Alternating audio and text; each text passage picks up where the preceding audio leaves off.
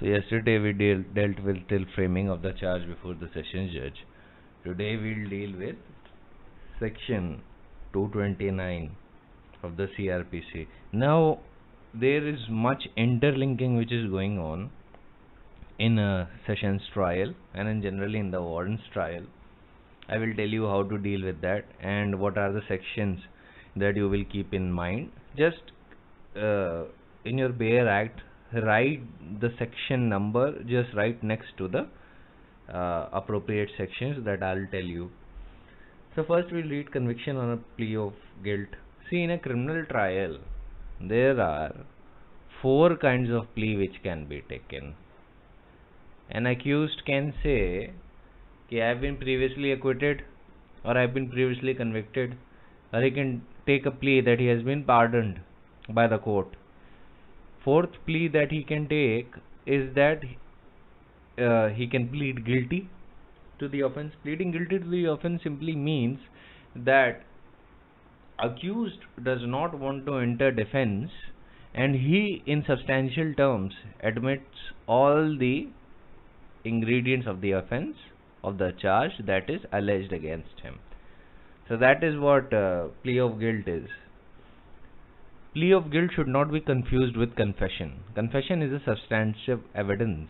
Plea of guilt is not considered evidence, it is merely the admission of all the constituents of the charge and the accused's desire that he does not wish to enter defense and he substantially and in all material ingredients admits all the portion of the charges and all the incriminating circumstances that has been brought forward by the prosecution. That is the effect of the plea of guilt. So section 229 says, if the accused pleads guilty, the judge shall record the plea and may in its discretion convict him thereon. The word may has been used. It is an enabling provision. Let us suppose A is a very influential person. He has a driver and A causes an accident which results in numerous deaths.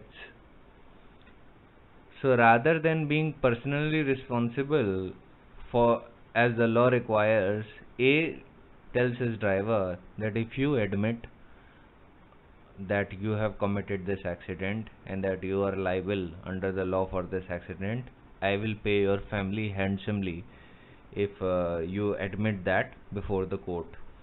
So an FIR is filed, he is arrested, the trial is conducted and A's driver actually pleads guilty, but the judge is suspicious. The judge looks at the evidence on record and sees that it might be that A is doing this that A's driver is doing this for monetary consideration, that A is a very influential person. In all probability, he might have influenced the driver to make such a plea of guilt. So in those situations where the judge finds that a trial should be conducted, even though a party is pleading guilty, the judge will continue with the trial to form if the accused who is pleading guilty before it is truly guilty or is pleading guilty for some other extraneous circumstances. And another important point that is under section 229 of the CRPC is that conviction here is possible if at all the judge decides that okay, I accept your plea of guilt and I'm directly convicting you.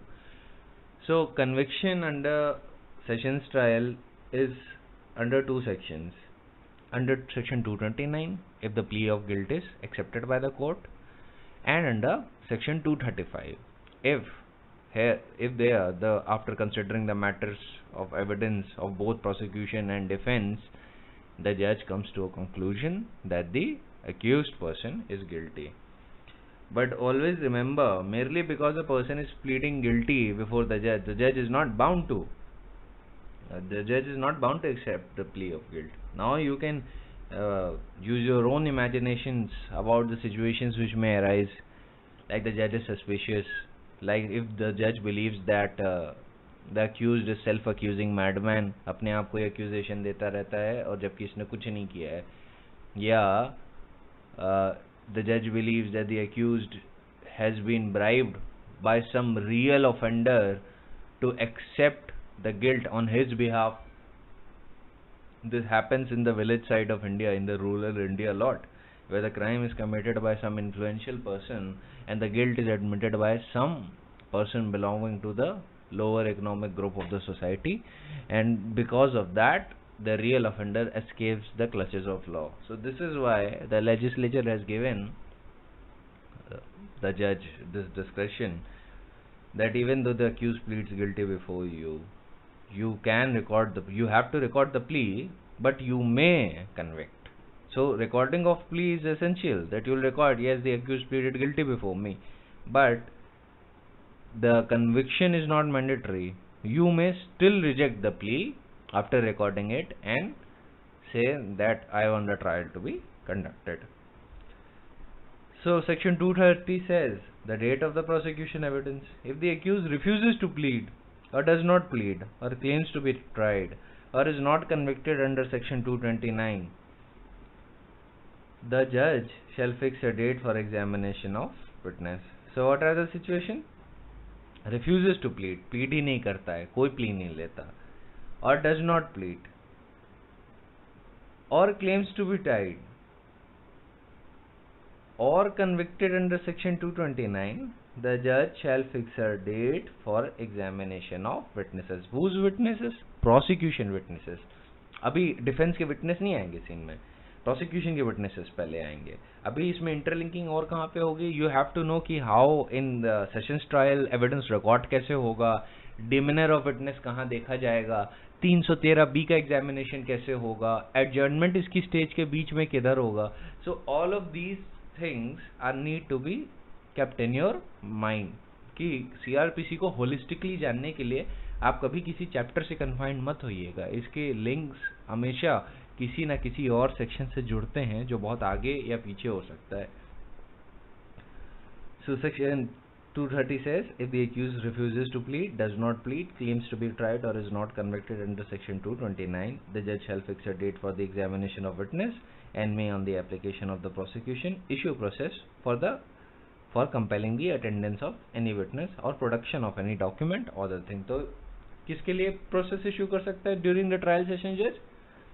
For production of witnesses और production of any document. कि वो जज चाहे तो prosecution की application में process issue कर दे. Process issue करना क्या हुआ? आइदर इशूइंग द समन्स और issuing the warrant for the attendance of the witness और for production of a document और any other material thing the court deems just. ठीक है. उसके बाद डेट फिक्स करने के बाद क्या करेगा? एविडेंस फॉर प्रोसिक्यूशन लेगा. After reading the evidence of prosecution, we'll move on to, we'll just read what are other sections that will relate to it. Section 231 में evidence of prosecution. On the dates of which the judge shall proceed to take all such evidence as may be produced in support of the prosecution. तो prosecution के support में जो भी date fix की है उसने under section 230 उस date को वो सारा evidence लेगा as whatever is in support of the prosecution. Then the judge may in its discretion permit the cross-examination of any witnesses to be deferred until other witness or witnesses have been examined and recall the witness for further cross-examination. तो prosecution के witness को cross-examine कौन करता है? Prosecution के witness को cross-examine obviously defense करेगा. Alright? So keep this in mind. So अभी हम 231 पे जरा रुक जाते हैं. अभी I need to tell you कि how the evidence is recorded in this case. देखिए प्रोसिक्यूशन का जो भी एविडेंस लिया जा रहा होगा बिफोर, बहुत ब्रीफ में बताऊंगा मैं क्योंकि ज़्यादा कुछ है नहीं उसमें, कि evidence that evidence to be taken in the, पहली बात तो प्रेजेंस ऑफ द एक्यूज्ड. ये कहाँ पर है? ये सेक्शन 273 ऑफ द सीआरपीसी में. तो हमेशा लिख लीजिए कि ये जो भी एविडेंस रिकॉर्ड हो रहा है कोर्ट ऑफ सेशंस में, ये सारा अक्यूज की प्रेजेंस में ही लिया जाएगा. 273 क्या कहता है? Except as otherwise expressly provided, all evidence taken in the course of the trial और other proceeding shall be taken in the presence of the accused and when his personal attendance is dispensed with in the presence of his pleader. The personal attendance dispensed with, दो section में ही हो सकती है CrPC में। एक तो 205 में एट द इनिशियल केस जहाँ पे समन्स भेजा गया है, एट द इनिशियल स्टेज। लेकिन एट द ट्रायल स्टेज अगर मान लीजिए वो आ चुका है, तो फिर अगर उसकी अटेंडेंस डिस्पेंस विद करनी है तो सेक्शन 317 के प्रोविजन से होगी। ऑलराइट, तो ये सारी चीजें ध्यान में रखिएगा कि how do you dispense with the presence of the accused in a given situation. 205 और 317 depending on the situation. 205 Inception के लिए होता है, लेकिन एक बार 205 के प्रोविजंस जो हैं वो सीज टू अप्लाई कर गए, ट्रायल शुरू हो गया या कोई ऐसी सिचुएशन शुरू हो गई, तो ऐसे केस में 317 को आप रिजॉर्ट कर सकते हैं। 205 में बेसिकली है कि अगर मैजिस्ट्रेट समन इशू करता है तो ही में dispense with personal attendance.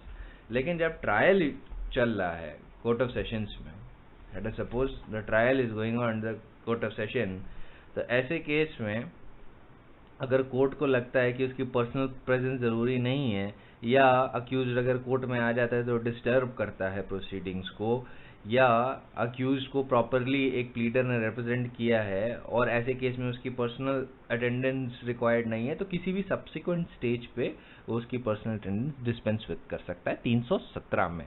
Alright, सो जो इंसेप्शन स्टेज है, शुरुआत में समन्स जो 205 की स्टेज है वो शुरुआत में ही एक्सरसाइज हो सकती है लेकिन आगे की इंक्वायरी और ट्रायल की स्टेज में जज को या मैजिस्ट्रेट जब reasons for the reasons to be recorded वो पर्सनल अटेंडेंस डिस्पेंस विद कर सकता है, either for the ends of justice और if he believes that the accused disturbs the proceedings etcetera etcetera. तो इन सब चीजों का ध्यान रखिएगा कि कब वो डिस्पेंस विद कर सकता है पर्सनल अटेंडेंस। ये उतना इम्पोर्टेंट नहीं है, छोटा सा टेक्निकल पॉइंट है। 205 बस इसीलिए याद रखिएगा कि 205 सिर्फ तभी रिजॉर्ट टू होता है जब समन्स भेजा गया है। अगर वारंट भेजा है, अरेस्ट करके बुलाया है, तो obviously you can not resort to section 205, you will resort to section 317, क्योंकि ऐसे में पर्सन अरेस्ट है ना। द मैजिस्ट्रेट 205 की रिक्वायरमेंट है कि the summons should have been issued. So if the personal attendance at the first inception has not been done away with, so in that case what will you do? You will resort to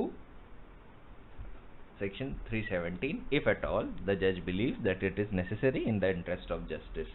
All right, so further going back to section 273, it says in the proviso where the evidence of a woman is below the age of 18 years who is alleged to have been subject to rape or other sexual offense is to be recorded, the court may take appropriate measures to ensure that the woman is not confronted by the accused while at the same time ensuring the right of the cross-examination. So this proviso has been brought in order to ensure that the woman who has already been subject to psychological trauma is not again traumatized by the presence of the accused in such a way, because sometimes what happens that if a very powerful accused is witnessed by the witness himself, then in that situation he may be afraid to actually depose before the court that what exactly happened. So this is why this proviso has been brought, especially in the case of women who are below the age of 18 years and who have been subject to any rape or sexual offenses. So how will you record evidence in the court of session? What is the methodology? How will you record it? So you will record it in accordance with section 276. So right next to taking of prosecution evidence, you can write section 273, section 276, just for the sake of interlinking. So you remember that whenever you read section 231, you should know that all the evidence should be taken in the presence of the accused, and how will the session judge actually record the trial. So in all trials which are before the court of session, as the examination of each witness shall proceed, it will be taken down in writing by the presiding judge or by his dictation in the open court or under his direction and superintendence by the officer of the court in his behalf. And it says subsection 2 of section 276 subsection 2 of subsection 276 says that such evidence shall ordinarily be taken down in form of narrative, मतलब सीधे सीधे लिखा जाएगा, question answer form में ordinarily नहीं लिया जाता, लेकिन अगर जज चाहे, इफ द जज wants, he may take it in question answer form. Narrative क्या होता है कि when you are telling your own story by your own word without any question being asked from you, आप अपनी कहानी एक सीधे सीधे स्टेटमेंट फॉर्म में दे रहे हैं और वो वैसे ही रिकॉर्ड हो रहा है। क्वेश्चन आंसर फॉर्म में ऐसे रिकॉर्ड होता है, अच्छा तुम वहाँ, तो मान लीजिए आप विटनेस हैं, so I am asking you, were you there at that time? You said yes I was. What did you do at that time? Then you'll tell your story कि आपने उस वक्त क्या किया। then I said कि after witnessing the crime what did you do next? then you'll tell something। then I'll ask when did you reach the police station? stuff like that, that is in the question answer form। now let us suppose you are a witness and you come to the court and you start narrating the situations from the very inception to the very last, what did you saw, like this। imagine you are a witness, you come to the court, your examination in chief is going on, you come and say ki I saw the crime A murdering B, and after that I hid myself behind the tree, and after that when I saw A escape the scene of crime, then I went to the police station, after informing the police officer, I went to my family, and after that I was very afraid, I slept for some time, then I went to the hospital to check upon the deceased, and then I found that the deceased has been murdered by the stab wounds, etc। तो आप जो कहानी बता रहे हैं narrative form में, all right. सो always remember कि record कैसे होगा, नैरेटिव में हो सकता है, और अगर जज चाहे तो क्वेश्चन आंसर फॉर्म में भी हो सकता है, छोटी सी बात है। तो एविडेंस जो भी टेकन डाउन होगा shall be signed by the presiding जज and shall form the part of the record. Language क्या रहेगी रिकॉर्ड ऑफ एविडेंस की, जो सेशन ट्रायल में रिकॉर्ड हो रही है, वो लैंग्वेज ऑफ द कोर्ट में होगी। लैंग्वेज ऑफ द कोर्ट कौन डिसाइड करता है? स्टेट गवर्नमेंट डिसाइड करती है अंडर सेक्शन 272। जैसे यूपी में language of the court is Hindi, all right, in many other court is language of the court is in many other states the language of the court is Hindi, but if you go to the south they have their own native language as the language of subordinate court। तो इस चीज का ध्यान रखिएगा। so language of evidence जो भी रहेगी it shall be, जैसे विटनेस ने जो भी जिस लैंग्वेज में एविडेंस दिया है कोर्ट के सामने वो उसी लैंग्वेज में रिकॉर्ड किया जाएगा, और अगर प्रैक्टिकेबल है तो जज क्या करेगा, उसको लैंग्वेज ऑफ द कोर्ट में ट्रांसलेट करेगा, और जो भी ट्रांसलेशन होगा it should be the true translation thereof, and it shall be signed by the magistrate और द प्रिसाइडिंग जज एज द केस में बी, और वो पार्ट ऑफ द रिकॉर्ड बन जाएगा। ये सेक्शन 277 में so much nuances are not there. ये सब वो सेक्शंस हैं that you should keep in mind. ये प्योरली प्रोसीजरल इन नेचर हैं, इनमें नुआंसेस नहीं है उतने from the examination point of view. So जब एविडेंस कंप्लीट हो जाता है 276 में, तो क्या होगा कि मान लीजिए आप विटनेस हैं, आपने अपना पूरा एविडेंस दे दिया कटघरे में आके, अब क्या होगा? तो आप प्रेजेंस ऑफ द एक्यूज्ड में, जो आपने अक्यूज्ड की प्रेजेंस में आपने जो एविडेंस दिया वो रीड ओवर किया जाएगा। आपने कहा कि फिर मैं आपकी पूरी स्टोरी नरेट करूंगा, या अगर क्वेश्चन आंसर फॉर्म में लिया है तो मैं आपके क्वेश्चन आंसर फॉर्म में नरेट करूंगा कि ये सवाल पूछा तो आपने ये जवाब दिया था, और ये सारी जो चीजें जितनी भी हो रही होंगी सेशन ट्रायल में, या अक्यूज्ड या उसकी अगर पर्सनल अटेंडेंस डिस्पेंस विद की गई है तो उस केस में उसका जो प्लीडर है उसकी प्रेजेंस में होगा। और अगर विटनेस जो है, अगर मान लीजिए आप कहते हैं कि नहीं ये जो लाइन आपने लिखी है गलत लिखी है, तो जज ये भी कर सकता है कि रादर देन रिकॉर्डिंग डायरेक्टली कि उसको रिकॉर्ड को करेक्ट करने की बजाय, मान लीजिए आपने जो नैरेटिव दिया आप उसमें कहते हैं कि नहीं ये जो लास्ट की 2 लाइन है ना ये सही नहीं है, इसकी मैं कुछ और कह रहा था, फिर कुछ और बताने की कोशिश करता है, तो ऐसे में जज चाहे तो रिकॉर्ड को करेक्ट करने की बजाय मेमोरेंडम ऑफ ऑब्जेक्शन लिख सकता है। ठीक है, और ये बहुत जरूरी होता है, और जो भी रिमार्क चाहे उसके साथ भी लिख सकता है। अभी मैं आपको बात बताता हूँ कि क्यों होता है। ये 278 में होता है। मान लीजिए जज को अगर लग गया कि आप जो हो एक्चुअली अपना वर्जन चेंज करना चाहते हो। कोर्ट को लगा कि सबने तो सुना है कि आपने क्या बोला, बट सडनली मान लीजिए आपका एग्जामिनेशन इन चीफ 2-3 दिन चला, पर सडनली आप अपना वर्जन चेंज करते हुए पाए गए, तो ऐसे में जज को ये लगेगा कि it is very possible that he might have been bought over by the other side और ही माइट बी लाइंग, कुछ भी हो सकता है।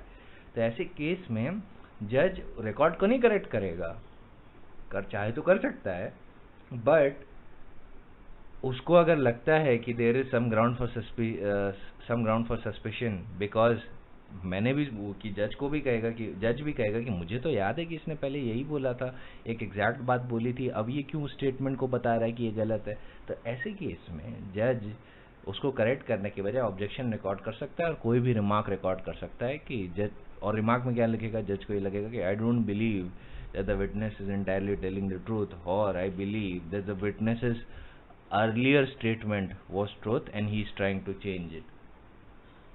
फिर 279 में अगर मान लीजिए अक्यूज्ड या प्लीडर नहीं समझ सकते हैं तो अक्यूज्ड को उसकी लैंग्वेज में समझाया जाएगा और प्लीडर को लैंग्वेज ऑफ द कोर्ट में समझाया जाएगा। ये 279 में, दैट्स इट। फिर जब भी remarks respecting demeanour of witnesses बहुत इंपॉर्टेंट होता है, जो ट्रायल जज के पास एक बहुत बड़ी एडवांटेज होती है जो अपीलेट कोर्ट के पास नहीं होती, वो क्या होती है, वो विटनेसेस का डिमेनर देख सकता है। डिमेनर मतलब जो आपका कंडक्ट है। देखिए, जब आपके सामने कोई बोल रहा होता है, ये आपकी बॉडी लैंग्वेज होती है। एक तरीके से ऐसे समझिए, जब आप बोल रहे हैं कुछ और आप बहुत डर के बोल रहे हैं, तो आपका डर आपकी बॉडी से रिफ्लेक्ट हो जाता है। आप बहुत कॉन्फिडेंटली कोई बात बोल रहे हैं तो आपका कॉन्फिडेंस आपकी बॉडी से रिफ्लेक्ट हो जाता है। सो डिमेनर जो है, डिमेनर यही सारी चीजें हैं, ये वो सिग्नल्स हैं जो आपकी बॉडी रिलीज करेगी at the time you are giving evidence, कि आप किस तरीके से दे रहे हो, आपकी साइकोलॉजिकल स्टेट क्या है, आप किस तरीके से बोल रहे हो, आप eight the time of giving evidence क्या आप में अक्यूज्ड को लेकर डर दिख रहा है। तो ऐसे केस में ये हो सकता है अक्यूज्ड ने आपको धमकी दी हो। It could be very possible that the accused might have tried to intimidate you, that is why you are cowering in fear।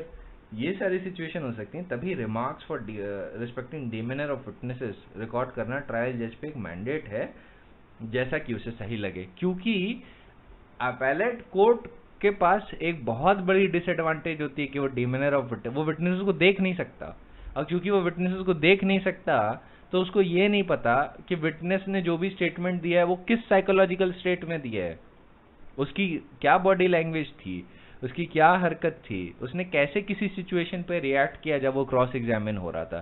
सोचिए, मान लीजिए कोई क्रॉस एग्जामिन हो रहा था, क्रॉस एग्जामिनेशन में डिफेंस ने उसको कॉन्ट्राडिक्ट करने की कोशिश की, तो साइकोलॉजिकली वो बहुत गुस्सा हो गया, नाराज हो गया और बोला कि नहीं ये गलत है, और तो ये सारा उसका डिमेनर दिखाता है। ये बहुत सारी ऐसी चीजें दिखाता है कि जिसके बेसिस पे आप किसी व्यक्ति पे रिलाय कर सकते हैं या जिसके बेसिस पे आप किसी व्यक्ति पे नहीं रिलाय कर सकते in the matters of his evidence which he has given as a witness in the trial court. ये दोनों साइड की बात कर रहा हूँ, चाहे वो प्रोसिक्यूशन की तरफ से आए चाहे वो डिफेंस की तरफ से आए।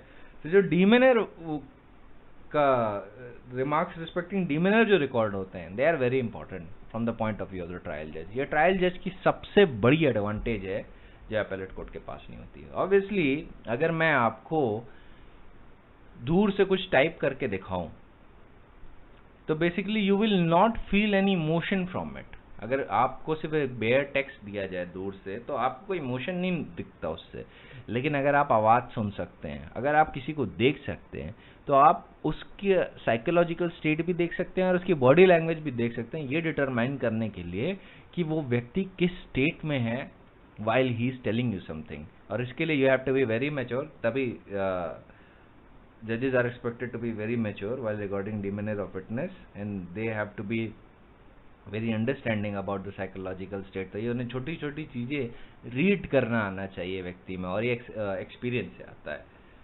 सो know this that it is a very important thing. तो ये सारी कुछ चीजें थी that you have to keep in mind. क्या क्या आप 231 या सेशंस ट्रायल से रिलेट करोगे 276 कि कैसे रिकॉर्ड प्रिपेयर होगा, कैसे एविडेंस प्रिपेयर होगा, कैसे एविडेंस रीड ओवर होगा, कैसे language of the record of evidence होगी, कैसे अगर विटनेस डिनाई करता है कि नहीं ये स्टेटमेंट सही नहीं है, तो उसको कैसे ट्रीट करोगे, डिमेनर के रिमार्क कैसे रिकॉर्ड करोगे, और अक्यूज को और उसके प्लीडर को कब इंटरप्रेट करना है। तो अभी यहीं पे रुक जाते हैं, that is as far as section 280 was concern. अभी तक हमारे लिए वही रिलेवेंट है, क्योंकि देखिए ये इंटरलिंकिंग वारंट ट्रायल में भी होगी, इसीलिए सेशंस ट्रायल में एग्जॉस्टिवली समझ लीजिए कि क्या क्या सिचुएशन आ सकती हैं, क्या क्या इंटरलिंकिंग होती है, फिर वो वारंट ट्रायल में आपको इंटरलिंक करना आसान हो जाएगा, क्योंकि सेशंस ट्रायल में भी है, वारंट ट्रायल में भी है,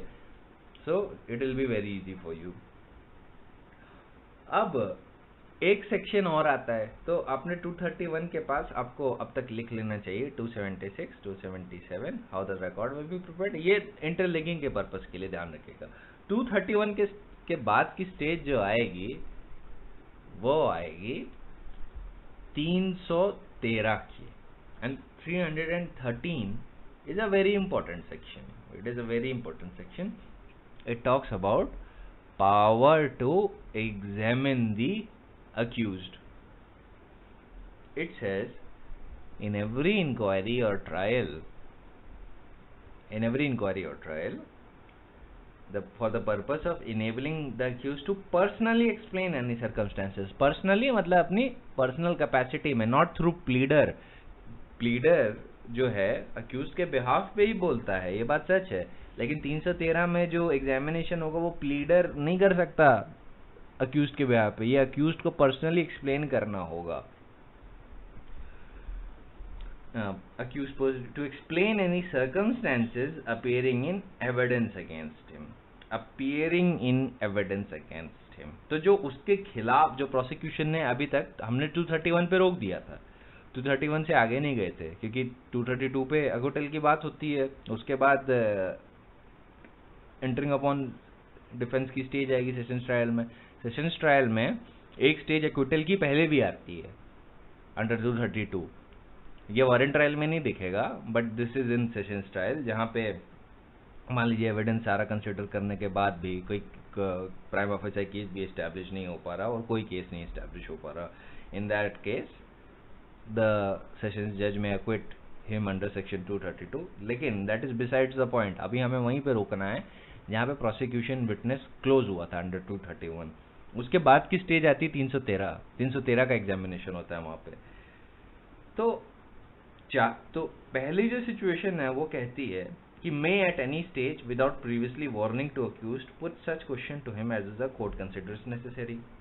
तो मान लीजिए प्रोसिक्यूशन के चार विटनेसेस हैं और कुछ डॉक्यूमेंट्स आए और मटेरियल आए या अक्यूज के खिलाफ है, तो जज चाहे तो मान लीजिए किसी विटनेस ने इंक्रिमिनेटिंग एविडेंस दिया उसके खिलाफ, अक्यूज के खिलाफ, तो उससे पूछ ले कि what do you think of it, तुम्हें अब इस बारे में कुछ कहना है, क्या कहना चाहते हो, या जो प्रोसिक्यूशन का जो विटनेस ने जो स्टेटमेंट दिए हैं उन्हीं से कुछ सवाल बनाए और सीधे अक्यूज से पूछ ले, ये कर सकता है without previously warning the accused. ये मे का इनेबलिंग प्रोविजन है, जज चाहे तो कर सकता है, और ये किसी भी स्टेज पे कर सकता है, ये चाहे डिफेंस की स्टेज पे करे, चाहे वो प्रोसिक्यूशन की स्टेज पे करे, it's up to him. So clause A is an enabling provision, he can do it at any stage, but clause B mandatory है, और क्लॉज बी पे ही सबसे ज्यादा वो है, क्या कहते हैं, केस लॉज है। तो क्लॉज बी कहता है शैल, ये मैंडेटरी क्लॉज है, after the evidence of the prosecution has been examined and before he is called on for his defense। तभी मैंने वहीं पे रोका था, प्रोसिक्यूशन के एविडेंस को क्लोज होते ही रोक दिया था कि आप, क्योंकि बी कहता है कि यहाँ पे after the evidence of the prosecution has been examined and before he is called on his defense question him generally on the case। तो इससे पर्सनल कैपेसिटी में पूछेगा कि ये जो एविडेंस आपके खिलाफ आ रहा है आप इसके बारे में क्या कहना चाहते हैं। आप मान लीजिए किसी सिचुएशन में कई इनक्रिमिनेटिंग सर्कमस्टेंसेस हैं, तो उस इनक्रिमिनेटिंग सर्कमस्टेंसेस को लेके वो डायरेक्टली जज जो है अक्यूज से डायरेक्टली सवाल जवाब करेगा कि आप बताइए कि ऐसा क्यों किया आपने, या उधर क्यों गए, या आप थे उस सिचुएशन पे। प्ली ऑफ एलिबाई मान लीजिए डिस्प्रूव हो रही है, या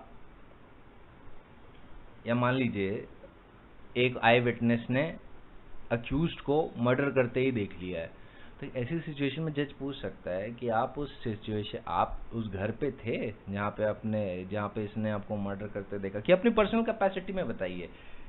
तो वो अक्यूज अपना बता सकता है, और ये मैंडेटरी है, जज को एग्जामिनेशन मैंडेटरी करना है और लेटर और स्पिरिट में करना है। ये बहुत इंपॉर्टेंट प्रोविजन है, it is a very important provision.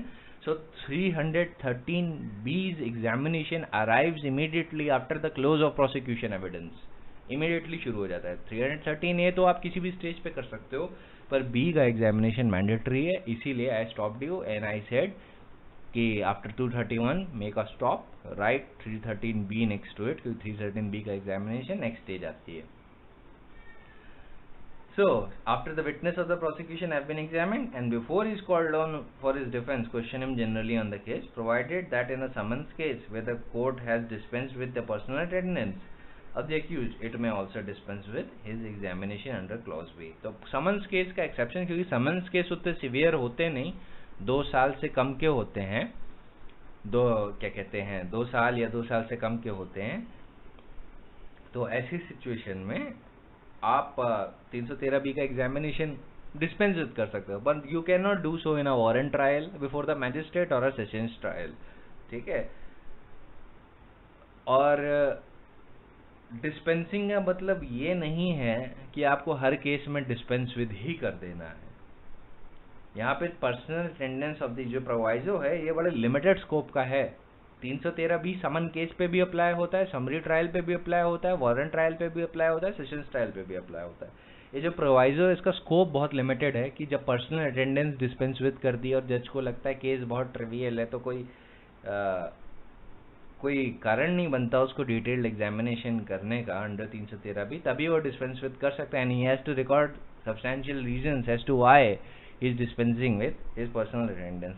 Generally 313B का तो एग्जामिनेशन होगा because it is very essential, लेकिन एक्सेप्शनल सिचुएशन में प्रोवाइजो अलाउ करता है कि आप उसे डिस्पेंस विद कर सकते हो। इसकी नुआंसेस पे आने से पहले ना मैं इस बात से डील करूंगा कि सेक्शन मेन क्या कह रहा है। तो ये शैल वाला पार्ट ये सब मार्क कर लीजिएगा, और जो 313 का जो ओपनिंग वर्ड्स है ना, इन एवरी इंक्वायरी और trial for the purpose of enabling the accused to personally explain, purpose क्या है, ये object है, to personally explain any circumstances appearing in evidence against him, यही object है कि उसको पर्सनल कैपेसिटी में बताना है कि ये जो एविडेंस तुम्हारे खिलाफ आ रहा है भाई, इसका मतलब क्या कहते हैं, इस पे कुछ कहना चाहते हो, इसका क्या मतलब है, what do you have to say about this evidence. तो ये अगर तो ऐसे में अक्यूज कह सकता है मुझे फंसाया जा रहा है, मुझे ये लोग मेरा इनसे प्रॉपर्टी डिस्प्यूट है और इन्होंने जानबूझ के मेरे खिलाफ फॉल्स एविडेंस दिया। वो ऐसी नई बातें बता सकता है जो नए तरह के क्वेश्चन एलिसिट करें कोर्ट के सामने। बट सिचुएशंस इसमें बहुत सारी आ सकती हैं और वो फैक्टर सर्कमस्टेंसेस पे डिटरमाइन होता है कि क्या वो बोलेगा क्या नहीं बोलेगा, that is depending on fact and circumstances. तो इसको एग्जॉस्टिवली ले डाउन करना तो इम्पॉसिबल है। सबसेक्शन 2 कहता है no oath shall be administered to the accused when he is examined under subsection 1। Oath नहीं एडमिनिस्टर हो सकती। Now no one thing, 313B का जो एग्जामिनेशन होता है वो एविडेंस नहीं माना जाता, that is not considered to be evidence before court, क्योंकि it is not taken on oath. तो 313B का या 313 में एग्जामिनेशन जो भी हो रहा है it is not considered evidence. Alright, ये क्लियर रहना चाहिए, ये एविडेंस नहीं है। और चूंकि ये एविडेंस नहीं है तो इसका क्या मतलब है, इससे क्या फॉल आउट होगा, इसका मतलब कि अगर वो झूठ बोल देता है eight the time of the examination of 313B या 313A, अगर इसमें झूठ बोलता है eight the time of personal examination, तो उसके झूठ के लिए उसे पर्जरी की सजा नहीं हो सकती, because first of all it's not an evidence, evidence ही नहीं है तो पर्जरी की सजा कैसे हो सकती है। और दूसरी बात, अगर वो रिफ्यूजल दे देता है आंसर करने को कि नहीं मैं नहीं आंसर करूंगा, या चुप हो जाता है कि जज किसी सवाल का जवाब ही नहीं देता है, तो ऐसे केस में उसको पर्जरी की सजा नहीं हो सकती। हाँ, कोर्ट क्या कर सकता है, एडवर्स इन्फेरेंस ड्रॉ कर सकता है by the virtue of section 114 of the Indian Evidence act, ये याद रखिएगा। So no oath shall be administered. Remember, it is not an evidence, let alone substantive piece of evidence. ठीक है, ये substantive piece of evidence भी नहीं है और evidence ही नहीं है, यही मैं कहना चाह रहा हूँ. So keep that in mind. I actually translate in things in Hindi just to make sure कि somebody does not misunderstand me while I'm speaking in English, because legal language can be quite confusing for some people. Under subsection 3 of section 313, it says that the accused shall not render himself liable to punishment by refusing to answer such questions or by giving false answer to them. तो ये बेर act का section ही सीधे बोल रहा है. Fourth is, answer given by the accused may be taken into consideration in such inquiry or trial and put in evidence for or against him in any other inquiry into or trial for any other offense which such answer may tend to show he has committed. तो ये जो fourth clause है ना, वो कह रहा है कि आप उसको जो इंक्वायरी या ट्रायल कर रहे हो उसके लिए तो यूज नहीं कर सकते, but you can put it into evidence for और अगेंस्ट हिम, चाहे फेवर में चाहे उसके against, in any other inquiry और ट्रायल, किसी दूसरे इंक्वायरी और ट्रायल में डाल सकते हो, for any other offence which such answer में tend to show he has committed. मान लीजिए इंक्वायरी और ट्रायल मर्डर का हो रहा है, बाद में वो बताता है कि नहीं, मैं अक्यूज्ड कहता है कि मैं बी का मर्डर कैसे कर सकता हूँ, मैं तो उस वक्त सी का मर्डर कर रहा था. Late us suppose situation like this arise, it's a very far fetched situation, late us suppose it arises. तो ये जो सवाल है, और जो सी का मर्डर है, it is being inquired into, it's being tried in some other case, और यहाँ पे जहाँ पे 313 का जो फर्स्ट एग्जामिनेशन हुआ, यहाँ पे बी का मर्डर इंक्वायर या ट्राई इनटू हो रहा था. तो ऐसे केस में ये जो बात उसने बोला कि इस वक्त मैं बी का नहीं सी का मर्डर कर रहा था, तो ये वहाँ पे तो लगाया जा सकता है, but it can not be used at all in the trial for the murder of B. तो जान दीजिएगा कि वो झूठ बोलता है या कुछ भी करता है, is not liable to punishment under section 313 these examination, but such answers can be taken into consideration in such inquiry trial and put in evidence for or against him in any other inquiry or trial. तो जिस inquiry or trial में answer दे रहा है उसमें क्या होगा, उसमें considerations कर सकते हैं कि आप सोच सकते हो कि हाँ इससे कोई असिस्टेंस मिलता है किसी चीज को ढंग से समझने का, लेकिन उसको आप एविडेंस नहीं बना सकते. 313 बी के एग्जामिनेशन के बेसिस पे आप कन्विक्शन नहीं कर सकते, आप उस पर रिलाई नहीं कर सकते, you can not rely on it. हाँ, आप मान लीजिए कोई एविडेंस आया है प्रोसिक्यूशन की तरफ से, अब आपने 313 बी में अक्यूज्ड का एग्जामिनेशन किया, तो कुछ उसने सवालों के जवाब दिए. अब वो जो उसने सवालों के जवाब दिए, वो हो सकता है प्रोसिक्यूशन के वर्जन को बहुत अच्छे से एक्सप्लेन कर रहा हो, उसके आंसर सपोर्ट कर रहे हो, तो ये आप कंसिडरेशन में डाल सकते हो कि यस ये इस एविडेंस को और रिफाइन कर रहा है, समझा रहा है. लेकिन वो बाय इटसेल्फ 313 का एग्जामिनेशन बाय इटसेल्फ एविडेंस नहीं है, it is only of an explanatory value. इसका काफी कुछ एविडेंशियरी वैल्यू ऐसे ही है जैसे केस डायरी का होता है, लेकिन केस डायरी को तो फिर भी कॉन्ट्रडिक्शन के लिए यूज किया जा सकता है. If let us suppose it has been used for refreshing of memory, और बाकी भी उसके नुआंसेस हैं. If you remember under 172 of the CrPC, इसको ना कॉन्ट्रडिक्शन के लिए यूज किया जा सकता है, ना corroboration के लिए यूज किया जा सकता है. It is not at all evidence in that inquiry और ट्रायल. तो उसमें सिर्फ उसको जनरल कंसिडरेशन के लिए कि हाँ किसी चीज को अच्छे से कुछ एक्सप्लेन कर रहा है, तो बस उसी के लिए यूज किया जा सकता है. लेकिन एविडेंस क्या होगा, एविडेंस वही होगा जो विटनेस ने बोला है.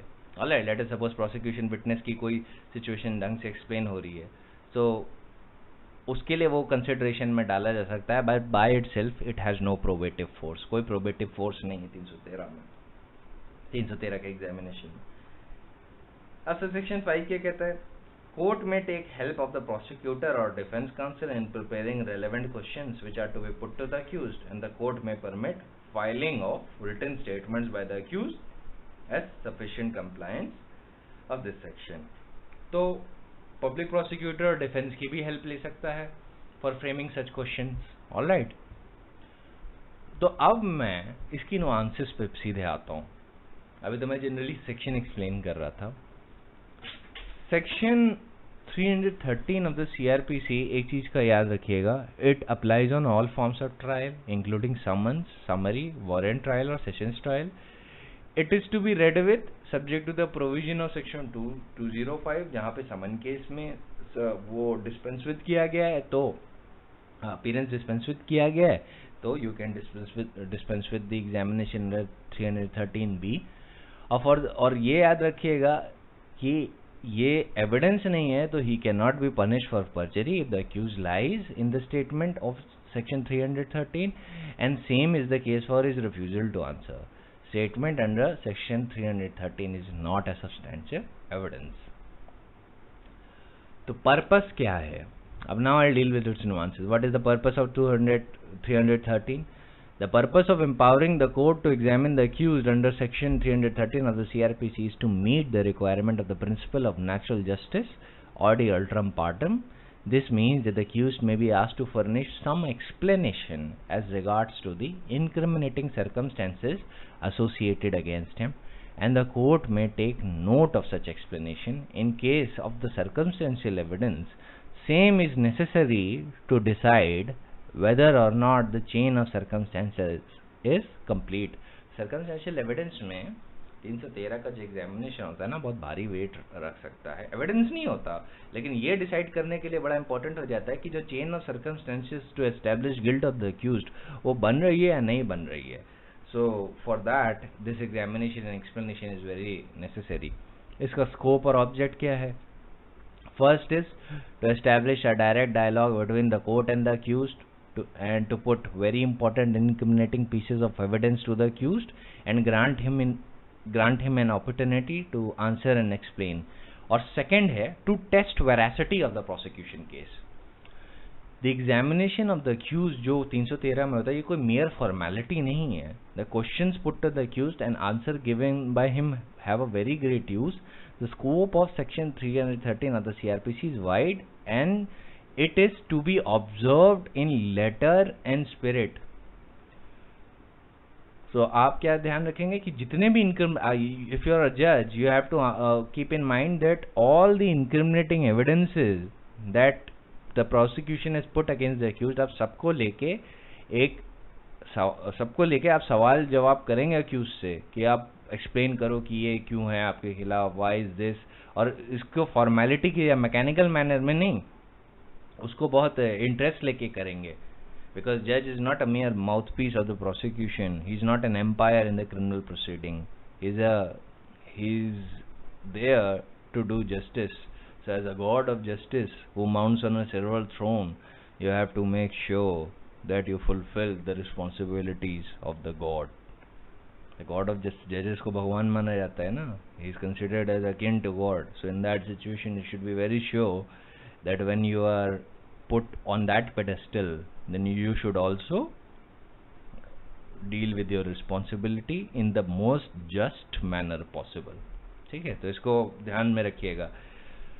फिर Dharanidhar versus state of UP का जजमेंट है. Here the court said that the proper methodology to be adopted by the court for recording the statement of the accused under 313 CRPC is to invite the attention of the accused to incriminating circumstances and the evidence and invite his explanation. पहले incriminating circumstances बताएंगे, evidence बताएंगे, फिर बोलोगे कि अब बताओ इस पे तुम्हें क्या कहना है. In other words, it also provides an opportunity to the accused to tell the court as to what is truth and what is his defense. ठीक है, so you have to just make sure कि आप उसका हर attention जो है incriminating circumstances पे लाएंगे और आप उससे सवाल जवाब करेंगे. So उसको एक अपॉर्चुनिटी मिल जाएगी उसको एक्सप्लेन करने की कि भाई ये जो मान लीजिए पर्टिकुलर प्रोसिक्यूशन विटनेस है, ये मेरे खिलाफ इसीलिए बोल रहा है क्योंकि इसका मेरे साथ प्रॉपर्टी डिस्प्यूट था. लेट अस सपोज एक इलस्ट्रेशन ही दे रहा हूँ कि वो कहता है कि मेरे इसके खिलाफ प्रॉपर्टी डिस्प्यूट था. तो ये जो एक्सप्लेनेशन है ना, दे आर वेरी वैलिड. इससे काफ़ी चीज़ें पता चल सकती हैं. फिर जब यू लेंटर ऑन डिफेंस, तो आप क्या कहते हैं, अब उसकी क्रेडिबिलिटी एकदम ध्वस्त कर सकते हो, कई चीज़ें कर सकते हो. Know this that after the evidence of the prosecution has been finished, सारा एग्जामिनेशन चीफ खत्म हो गया, then what you'll do as a court, 313 B's examination shall start.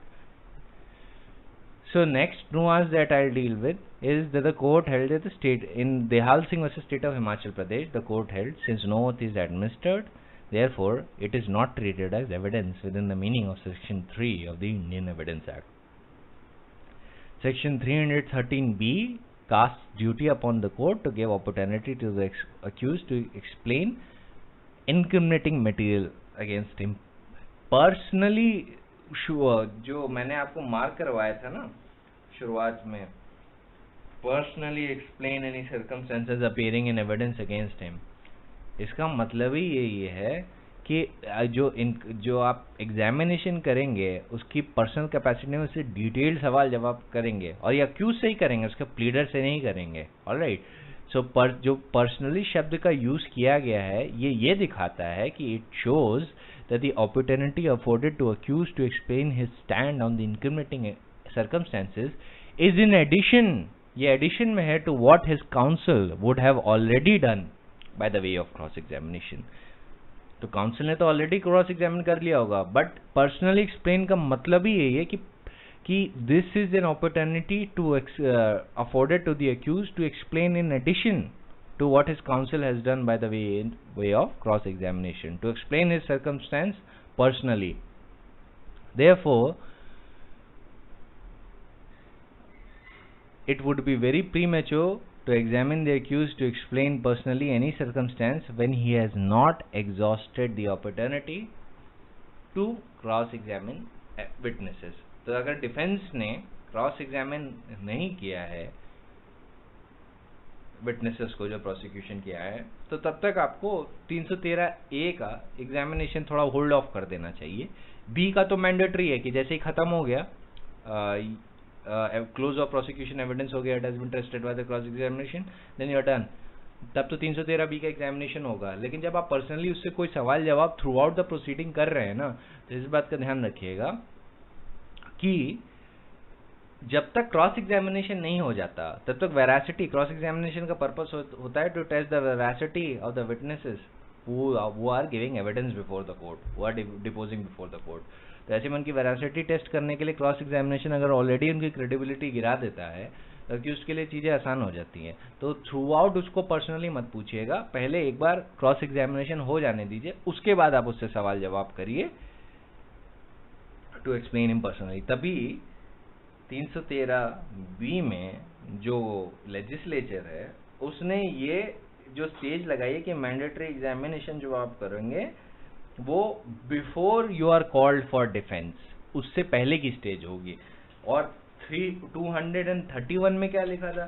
231 में आपका एविडेंस ऑफ प्रोसिक्यूशन लेने के बाद क्रॉस एग्जामिनेशन होता है, और उसके बाद क्या कहते हैं, उसके बाद आपका वो खत्म होता है, 231 की स्टेज खत्म होती है. जो सेकंड जो सब सेक्शन 2 है 231 का, वो कहता है कि जज may in his discretion permit the cross examination of any witness to be deferred until any other witness has been examined or recall any witnesses for further cross examination. इसका मतलब है कि क्रॉस एग्जामिनेशन हो रहा है और होगा after the examination in chief has been conducted by the prosecution. तो लेजिस्लेचर ने जो स्टेज लगाई है 313B की मैंडेटरी एग्जामिनेशन की, 313A का तो मैंडेटरी नहीं होता, इनेबलिंग है, वो तो किसी भी स्टेज पे आप कर सकते हैं. तो जनरल रूल क्या होता है कि जो ए का यूज है आप बार बार इंटरप्शन की तरह मत करें कि हर एक लाइन पे आप बार बार अक्यूज्ड को बुला रहे हैं, ये एक्सप्लेन करो, ये एक्सप्लेन करो. तो you do not need to do that until the cross examination is done. Legislature ने मैंडेटरी लगा दिया है कोर्ट पे कि जजेस are bound, they are mandatory required जब witnesses for prosecution have been examined and before he is called on for his defense, तो आप 313B का एग्जामिनेशन करेंगे. सो रिमेंबर दैट कि 313B का एग्जामिनेशन डिफेंस में इंटर होने से पहले आता है. Alright. So it is mandatory for the trial judge to put accused every such piece of evidence which appears incriminating against him and reply of the accused shall be sought thereto.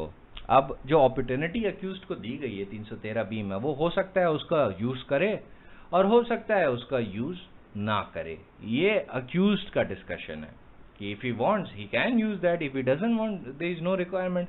मान लीजिए आपने 313B का examination किया और accused आपको जवाब ही नहीं दे रहा है, तो उस सिचुएशन में क्या करेंगे? ये तो अक्यूज्ड के फेवर की बात है. अगर अक्यूज्ड ही नहीं एक्सप्लेन करना चाहता, you are very much authorised to have an adverse inference if you want to. So ध्यान रखिएगा प्रोविजन मैंडेटरी इन नेचर है. तो क्या एक सवाल आता है, क्या 313 का एग्जामिनेशन एक बार से ज्यादा हो सकता है? So once the examination of the accused has taken place under section 313, the court can call the accused to answer incriminating circumstances again. There is no implied prohibition on calling upon the accused to again answer the question. However, power to call the accused to answer question more than once after the conclusion of the prosecution evidence should not be used in a routine or mechanical manner. So I think this point should be very clear कि mechanically आप नहीं करेंगे, आप कर सकते हैं पर mechanically मत करना उसको. So that is the law that has been laid down. Then I come to the situation of Ram Naresh and others versus state of Chhattisgarh.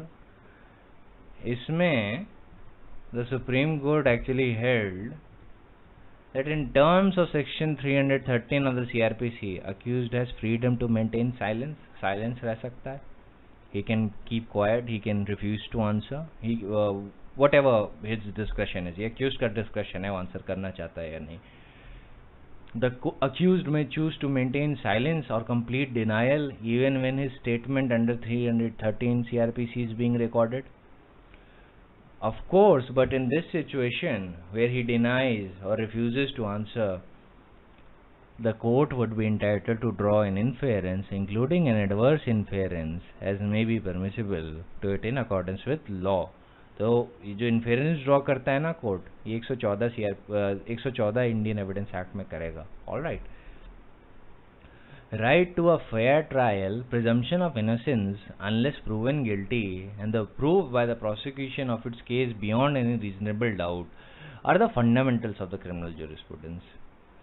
When it is spoken of prejudice to the accused, it has to be shown that the accused has suffered some disability or detriment in relation to any of these protections substantially.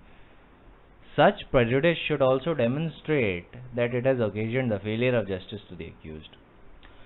One of the other cardinal principles of criminal justice administration is that the court should make a close examination to ascertain whether there really was a failure of justice or whether it's only a camouflage, as this expression is perhaps too pliable. ये Supreme Court ने कहा.